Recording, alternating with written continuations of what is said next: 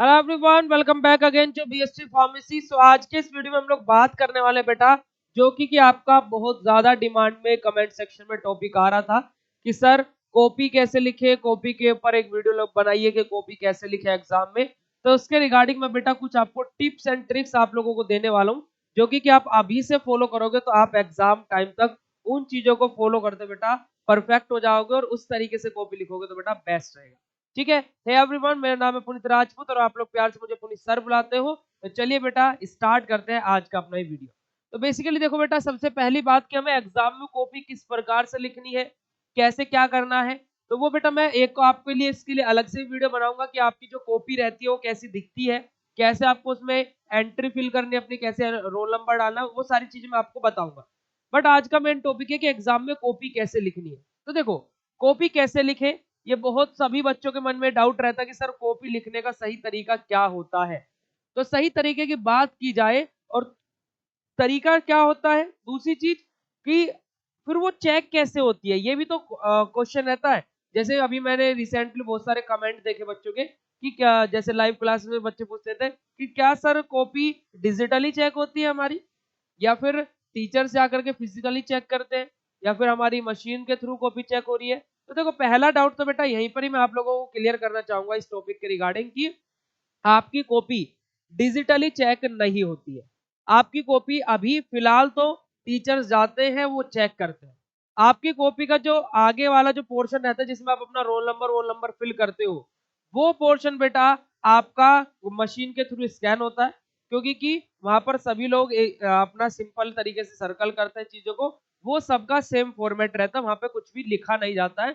Just वहां पर क्या है, सर्कल किया जाता है, जैसे नॉर्मली आप लोगों ने देखा होगा कोई भी ऑनलाइन कोई भी ऑफलाइन एग्जाम हो रहा है एमसीक्यू बेस्ड, वहां पर एमसीक्यू के आंसर पर वो क्या है, सर्कल किया जाता है। ठीक है, तो उस तरीके से आप एंट्री फिल करते हो तो वो आपकी बेटा क्या है, मशीन के थ्रू स्कैन होती है। बट जो आपकी कॉपी है बच्चे, वो हम आपकी मशीन के थ्रू चेक नहीं होती। अब दूसरा क्वेश्चन कि सर मशीन के थ्रू हमारे सर बहुत सारे लोग बोलते चेक होती है। बेटा वो मशीन में स्कैन होती है, स्कैनिंग मशीन में स्कैन की जाती है। क्यों? क्योंकि जैसे आप लोगों की जब बैक आ जाती है, आप लोगों ने एक नाम सुना होगा, कॉपी रीचेक। कॉपी रीचेक का मतलब क्या है कि आप वहां पर दो स्टेज रहते हैं कि आप एक बार अपनी कॉपी देख सकते हो और दूसरी चीज आप फिर अपनी रीचेकिंग के लिए डाल सकते हो। तो बच्चे, अगर जो आप अपनी कॉपी रीचेक कराना चाहते हो तो यूनिवर्सिटी आपके घर पे तो कॉपी भेजेगी नहीं भाई, वो स्कैन करेगी और स्कैन करके उसका एक पीडीएफ तैयार करती है ताकि कि आपके पोर्टल पर उसको सबमिट कर सके कि जब भी आप उसकी फीस जमा कर रहे हो, जो भी 250-300 रुपए होती है खाली कॉपी देखने देखने की, आप उसको देख करके अपनी संतुष्टि कर सके। ठीक है, उसके लिए तो भाई कॉपी स्कैन होगी ही होगी। तो ये बात तो सभी को क्लियर होगी कि कॉपी कैसे चेक होती है। चलिए जी, अब बेटा सबसे इंपॉर्टेंट जो क्राइटेरिया रहता है टीचर की, एग्जामिनर की नजरों में, वो रहता है बेटा आपकी राइटिंग। सबसे पहला पॉइंट कि आपकी राइटिंग कैसी है, जो स्टूडेंट वहां पर लिख रहा है उसकी राइटिंग कैसी है। अब देखो, इसमें भी मैं दो ही पार्ट यहां पर डिफरेंशिएट करना चाहूंगा। पहला पार्ट कि बच्चे, जब आप अगर जो अच्छे पढ़ने वाले स्टूडेंट हो एंड आपकी राइटिंग खराब है, देन बेटा आपके परसेंटेज डगमगाएंगे। This is the fact. ठीक है। दूसरी कंडीशन कि आपकी राइटिंग अच्छी है और आप पढ़ने में थोड़े से एवरेज स्टूडेंट हो, तो आपके भी परसेंटेज बेटा लगभग लगभग उतने ही आने के चांसेस रहते हैं जितने परसेंटेज उस इंटेलिजेंट बच्चे के आ रहे हैं। ठीक है। तो you have to focus on your writing, क्योंकि मैं हमेशा बोलता हूँ कि डेली 2 पेज की राइटिंग करो, डेली 1 पेज की राइटिंग करो। वो क्यों बोलता हूँ? क्योंकि बेटा ताकि कि आपकी राइटिंग स्किल इंप्रूव हो सके, और राइटिंग अच्छी रहेगी तो बेटा आपके एग्जाम में और परसेंटेज बढ़ने के चांसेस बढ़ जाते हैं। ये 100% सत्य बात है।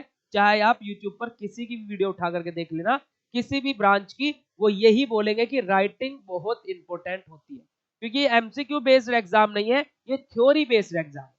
ठीक है। चलिए, अब आगे बात करते हैं बेटा किसके बारे में। देखिए, hand writing is good and get 45 marks.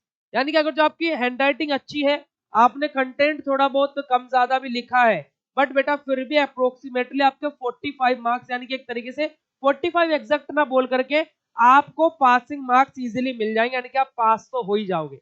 इतना इंपॉर्टेंट रोल प्ले करती है बेटा writing. Writing and content building 50% writing का रहता है, 50% इसका रहता है। दोनों कोलैब करके जब बेटा हाईएस्ट परसेंटेज बनता है। अब वो आपको देखना है कि आपको राइटिंग अच्छी है या नहीं है, और अच्छी है तो बेटा आप उसको और इंप्रूव कर सकते हो, नहीं अदरवाइज अच्छी है तो आप अपने फिर कंटेंट बिल्डिंग पर ध्यान दीजिए कि कैसे आपको कंटेंट बिल्ड कर सकते हो आप अपना और लिखने के लिए। आप उसकी स्पीड भी, अगर जो आप स्पीडली भी लिख रहे हो तो भी वैसी राइटिंग आए, है ना, सबसे ज्यादा इंपॉर्टेंट तो ये चीज हो जाती है। सेकंड थिंग, अगर जो आपकी राइटिंग अच्छी नहीं है तो you have to focus on your writing. सबसे पहले आपको फोकस करना अपने राइटिंग पर। डेली राइट करो, 2 पेज लिखो, 1 पेज लिखो, क्योंकि अभी एग्जाम आने में 1.5 से 2 महीने बाकी हैं। और मैं ये गारंटी के साथ बोलता हूँ, अगर जो आप इस वीडियो को देखने के बाद में बेटा आप राइटिंग करना स्टार्ट करोगे, 1 महीने बाद ही आप शायद टॉपर्स वाली लिस्ट में पहुंच जाओगे 101%। बट रेगुलरिटी और रॉयल्टी आपको रखनी पड़ेगी, है ना। लॉयल्टी आप रखोगे तभी रॉयल्टी मिलेगी, ये बात याद रखिएगा। चलिए सेकंड पॉइंट के बारे में बात करते हैं। The examiner read one answer based on that you get marks. अब ये कहानी हर कोई बोलता है और ये सत्य भी है। होता क्या है कि जब एग्जामिनर आपकी कॉपी को देखता है तो सबसे पहले आपका पहला आंसर को रीड करता है। रीड करना इन द सेंस कि आपके पहले आंसर को अच्छे से स्कैनिंग करेगा कि किस प्रकार से बच्चे ने लिखा है। आपने उस आंसर में राइटिंग अच्छे से लिखी है, प्लस आपने वहां पर अच्छे से मेंशन किया है कि ये वाला क्वेश्चन है, ठीक है। सेकंड थिंग, आपने अच्छे से उसमें फ्लो चार्ट्स बनाए या फिर ये सारी चीजें की है, तो एग्जामिनर के माइंड में एक सेट हो जाएगी चीजें क्या, कि इस बच्चे ने कॉपी ऑब्वियसली अच्छे से लिखी होगी। वो एक बार खुद को रीचेक करने के लिए आपके सेकंड क्वेश्चन को दोबारा से चेक करेगा। बस अगर जो सेकंड भी लगभग वैसा ही मिला, देन आपकी कॉपी बिल्कुल स्मूथली चेक करेगा, क्योंकि उसे पता लग गया कि बच्चे पे आता है। मैं ये नहीं बोल रहा कि आप फिर थर्ड क्वेश्चन से कुछ भी लिखना स्टार्ट कर दो, नहीं, क्योंकि स्टार्टिंग के 2 क्वेश्चन आप अच्छे से अटेंड करोगे, थर्ड फोर्थ फिफ्थ क्वेश्चन में थोड़ी बहुत राइटिंग ऊपर नीचे हो भी रही है ना, थोड़ा कंटेंट कम भी लिखा जा रहा है तो भी बेटा गाड़ी सही सलामत चलती रहेगी, है ना। क्योंकि बोलते ना एक इस चीज पर कि first impression is last impression. तो आप पहला ही इंप्रेशन ऐसा डाल दो एग्जामिनर पे कि उसको क्या है, मन खुश हो जाए, और क्या है तो उसके मन को भा जाए, ठीक है। चलिए आगे बात करते हैं। On the basis of which 80% of the first answer is written he gives you marks. देखो 80% केसेस में यही होता है कि फर्स्ट आंसर आपने कैसा दिया है उसी के बेसिस पर आपको बेटा मार्क्स मिलते हैं। तो यही बात मैंने आप लोगों को बताई। सो आपको कंटेंट बिल्डिंग के साथ साथ की पढ़ाई के साथ साथ बेटा आपको दूसरा पोर्शन भी देखना है, राइटिंग। क्योंकि बच्चे क्या बोलते हैं कि सर मैंने पेपर अच्छे से लिखा था बट फिर भी बैक आ गई। बेटा बैक का शायद सबसे बड़ा रीजन आपका राइटिंग रहा हो कि आपने लिखा कैसे है ना। क्योंकि आपने राइटिंग का मतलब ये भी नहीं है कि बेटा कि आप अच्छी राइटिंग लिख रहे हो, आपने बेटा क्या है वहां पर अच्छे से फ्लो चार्ट्स बनाए या नहीं बनाए, ये सारी चीजों के बारे में भी देखो हम लोग बात करेंगे। देखो decorate the over copy nicely, आपको क्या करना है, डेकोरेट करना अपनी कॉपी को नाइसली। कैसे कैसे डेकोरेट करना है, इस तरीके में आपको लिखनी आनी चाहिए कॉपी राइटिंग। अब आप कह सोचे कि सर ये लिख लिया वो लिख लिया, ऐसा नहीं है। देखो कैसे कैसे बेटा आपके पास में चीजें होनी चाहिए। आपको अपनी कॉपी में फ्लो चार्ट्स बनाने, अगर जो किसी टॉपिक का क्लासिफिकेशन है चाहे वो 2 टाइप हो, जैसे मैं एग्जांपल लेता हूं अपनी इनऑर्गेनिक केमिस्ट्री का, एंटासिड का। एंटासिड 2 टाइप के होते हैं हमारे, सिस्टमिक और नॉन सिस्टमिक। अब बहुत सारे बच्चे क्या करेंगे, ऐसे लाइन में लिख दिया एंटासिड आर 2 टाइप, उससे नीचे लाइन में लिख दिया सिस्टमिक, और उससे नीचे लाइन में लिख दिया नॉन सिस्टमिक, ठीक है। या फिर वहीं पर सिस्टमिक और फिर यहाँ पर ही लिख दिया नॉन सिस्टमिक। बेटा ऐसा आप कर सकते हो, बट उसी के जस्ट नीचे लिखो क्लासिफिकेशन ऑफ एंटासिड, और इस तरीके से फ्लो चार्ट बना दो। यहाँ पर सिस्टमिक लिखो, यहाँ पर नॉन सिस्टमिक लिखो, तो एग्जामिनर को वो थ्योरी की तरफ ना देख करके उसे दिखेगा कि कॉपी में कुछ बना हुआ है, वो उस पर तुरंत फोकस जाएगा।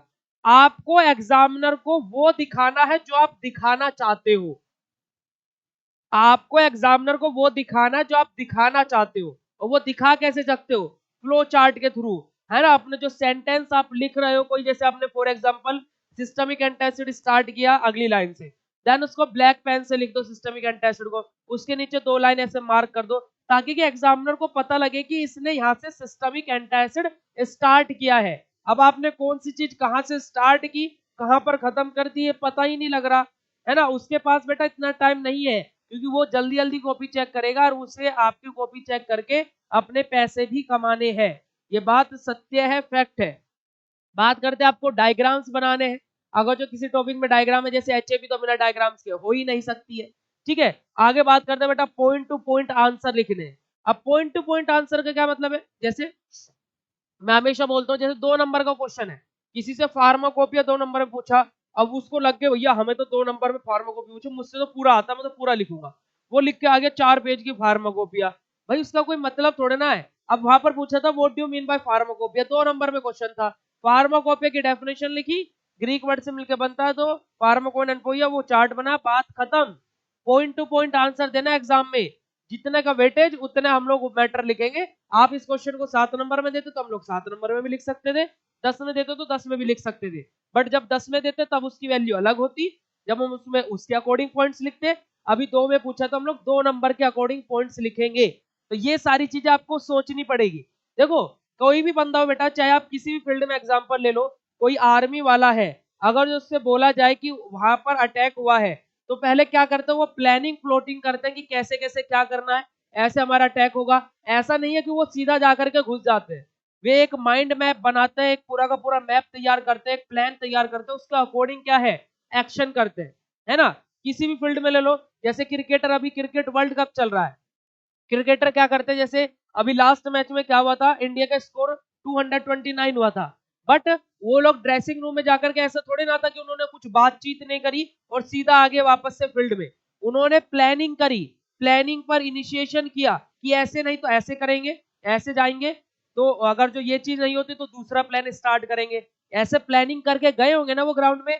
वही चीज मैं आपको बताना चाह रहा हूँ, आपको घर से ही अपना माइंड सेट लेकर के जाना है कि मुझे 2 नंबर को क्वेश्चन इतना अटेंड करना है, शायद थोड़ा ज्यादा हो जाए, शायद थोड़ा कम हो जाए, तो उसके लिए भी तैयार रहना है।